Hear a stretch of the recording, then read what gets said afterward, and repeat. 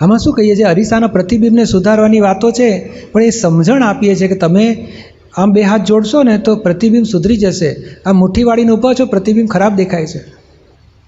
એટલે આપણામાં ફેરફાર કરી છે, પ્રતિબિંબ સુધારવાની વાત જ નથી.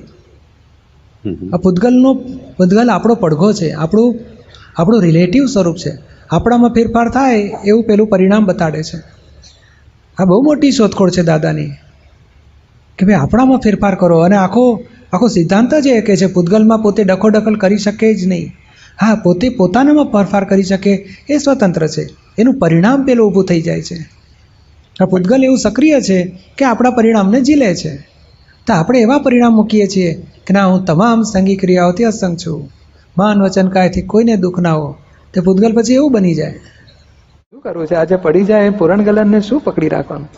એ પુરાણ ગલનને એક વખત આપણે સાધારણ સમજી જવાનું કે આ પૂતગલ એટલે પૂતગલની બાજુમાં દાદા કે પૂતગલને ધ્યાન રાખશો જ નહીં, આત્માને જુઓ ને આત્મા રૂપતા આવું છે.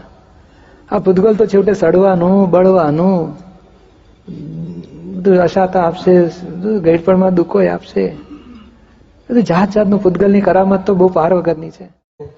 કે પેલા જ્ઞાની ઉભા હોય અને કોયલા સળગતા ઉપર ચાલીને જવાનું હોય તોય જવું જોઈએ. ઓહો, આ દેહની તો રાખ થશે. આ ભગવાનના દર્શન ક્યાંથી મળે? જ્ઞાની પાસે ક્યાંથી મળે?